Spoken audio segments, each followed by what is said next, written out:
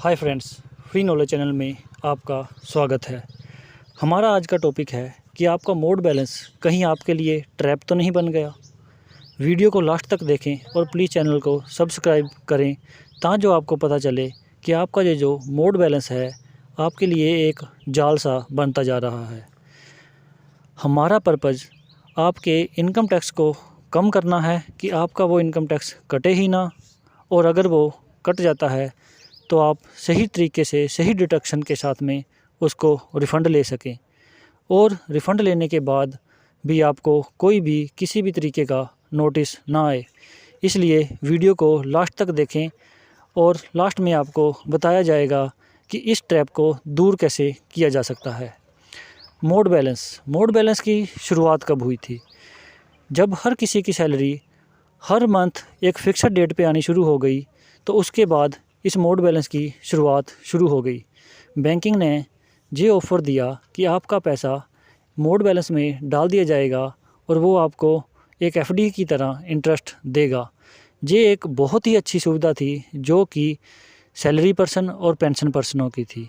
जैसे ही 31 तारीख की उनकी इनकम आती थी, उसके बाद 5 तारीख के आसपास उनका पैसा मोड बैलेंस में चला जाता था और वो पर्सन बिना बैंक में गए हुए उस बैंक पर उसकी एफडी कर देते थे और उस पे इंटरेस्ट बढ़ के 7% हो जाता था।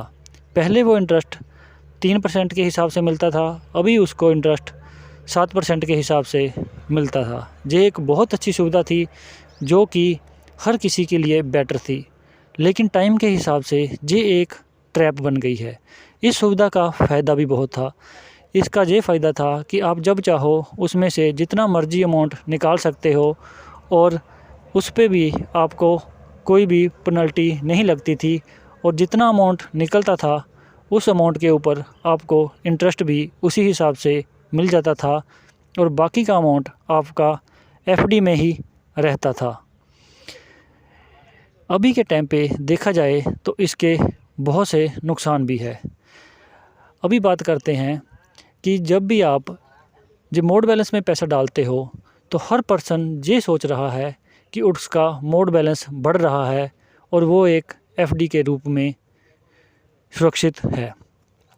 अगर बात करें लो अमाउंट की, तो अगर आपका पैसा आपके बैंक में 1 लाख तक एफडी में या मोड बैलेंस में है तो वो बेटर है, लेकिन अगर ये अमाउंट बढ़ के 7 लाख तक 8 लाख तक पहुंच रहा है तो ये आपके लिए एक ट्रैप बन चुका है। इसको ऐसे समझते हैं, आपको जितना भी इनकम टैक्स कटता है आपके इंटरेस्ट के ऊपर आपको 10% टैक्स देना पड़ता है। मान लीजिए आपको 1 लाख की एफडी के ऊपर 7,000 रुपया इंटरेस्ट मिला, उस 7,000 पे आपको 700 रुपया टैक्स देना पड़ रहा है। आप सोचते होंगे कि ये 700 रुपया तो बहुत कम अमाउंट है, लेकिन अगर आप इसको ही बढ़ा के 7 लाख तक कर लेते हो तो आपको उस पे 49,000 रुपया टैक्स लगेगा। अभी 49,000 के ऊपर आपको 10% टैक्स कैलकुलेट किया जाए तो आपका 4900 रुपया प्लस 4% एजुकेशन सेस डाल के आपको 5,000 के आसपास ही टैक्स लगेगा। ये कोई ज़्यादा अमाउंट नहीं है। हर पर्सन ये सोचता है कि अगर 49,000 के ऊपर आपको 5,000 रुपया टैक्स भी देना पड़े तो वो कोई ज़्यादा अमाउंट नहीं है, लेकिन फ्रेंड्स ये एक ट्रैप है। आप ये सोचकर सुनिश्चित हो जाते हो कि बैंक ने आपका पैसा सिर्फ 10% के हिसाब से ही काटा है। अभी इसकी प्रॉब्लमें कैसे आती है? हर पर्सन ये सोच रहा है कि 10% तो बहुत नॉर्मल अमाउंट है और उसको इसमें कटवाने से कोई नुकसान नहीं है। उसका पैसा मोड बैलेंस में तो जा रहा है और उसको एफडी का इंटरेस्ट मिल रहा है। लेकिन दोस्तों, जब ये अमाउंट बढ़ रहा है तो आपका उसके ऊपर 10% टैक्स बनता है, लेकिन जब आप आईटीआर फाइल करते हो तो वही अमाउंट आपका 30% से ऊपर चला जाता है। अभी आप इस बात को समझो, वो कैसे? मान के चलो आपके अकाउंट में 7 लाख रुपया मोड बैलेंस में पड़ा हुआ है, उसके ऊपर इंटरेस्ट आपको 49,000 रुपया मिल गया। 7% के हिसाब से कैलकुलेशन की जाए तो 49,000 बनता है।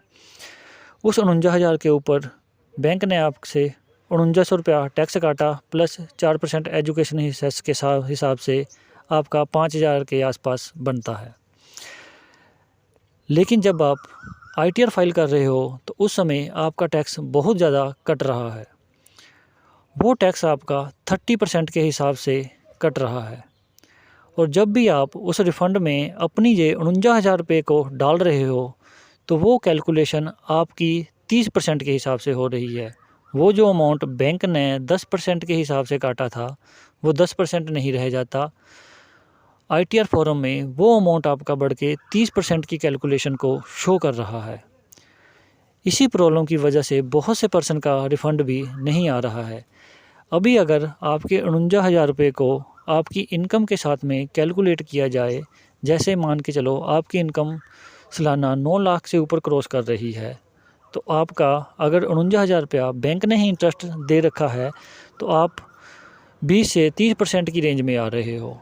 जब उस अमाउंट पे आपको 20 से 30% टैक्स लग रहा है तो बैंकिंग भी आप पे ITR फॉर्म में 30% के हिसाब पे इस पे टैक्स कैलकुलेट करेगी, जो कि इस प्रकार है।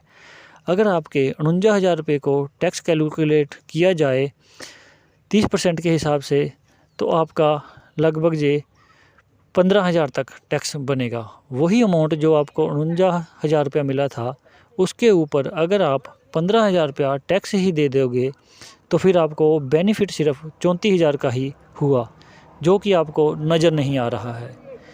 इसलिए ये जो मोड बैलेंस है आपके लिए 10% का ना रह के 30% का हो चुका है। इसको कम करने के लिए आप अपने पैसे को डिवाइडेशन करो। आप अपने पैसे को जैसे ही आप छुट्टी जाते हो या फिर आपको टाइम मिलता है, उस पैसे को आप अपनी वाइफ के, बच्चों के या फिर मदर फादर के नाम पे ट्रांसफ़र करो। उन पर्सन की इतनी इनकम नहीं है कि उनको टैक्स लग सके। अगर उनका टैक्स लग भी जाता है, उनको टैक्स बैंक काट भी लेती है तो उनका टैक्स रिफंडेबल बन जाता है। पहले क्या होता था कि पहले जब भी हम 2-3 महीने बाद फ्री होते थे तो हम इस पैसे को जब ये कैलकुलेट हो जाता था 1 लाख या 1.5 लाख हो जाता था तो हम उसको अपनी वाइफ के, बच्चों के या माता पिता के नाम पे FD कर देते थे। लेकिन अभी जो मोड बैलेंस के लालच में हम इस पैसे को ऐसे का ऐसा ही पड़े रहने देते हैं कि इसके ऊपर हमें 7% के हिसाब से इंटरेस्ट मिल रहा है। हम उसी 7% इंटरेस्ट के हिसाब से देखते हैं कि बैंक ने तो हमारा टैक्स नहीं काटा है, जिस वजह से हम सोचते हैं कि ये हमारे लिए FD बेटर है। लेकिन अगर इसको सही से कैलकुलेट किया जाए और ITR रिफ़ंड में जब इसकी प्रॉब्लम आ रही है तो उस वजह से जितनी आपकी छूट मिलती है तो वो आपका रिफ़ंड जो है कैंसिल हो रहा है। इसलिए इस जो कैलकुलेशन जब मोड बैलेंस के बीच में जो आपका पैसा ज़्यादा इकट्ठा हो रहा है उसको डिवाइडेशन करो ताकि जो आपका टैक्स ज़्यादा से ज़्यादा बच सके। बहुत से पर्सन को तो ये विश्वास ही नहीं होगा कि उसका जो मोड बैलेंस में पैसा है वो एक ट्रैप बन चुका है और उसमें उसको बहुत ज़्यादा टैक्स पे करना पड़ रहा है। वो यही सोच रहा है कि मोड बैलेंस पे उसको 7 से 8% तक इंटरेस्ट आ रहा है, जो कि उसके लिए बेटर है। अभी इनकम टैक्स में AI सिस्टम लग चुका है और आपको बैंकिंग से हुए, पोस्ट ऑफिस से हुए किसी भी टाइप के इंटरेस्ट को बैंक वाले इनकम टैक्स को बता रहे हैं और उस अमाउंट के ऊपर आपका 10% के हिसाब से टैक्स काट रहा है।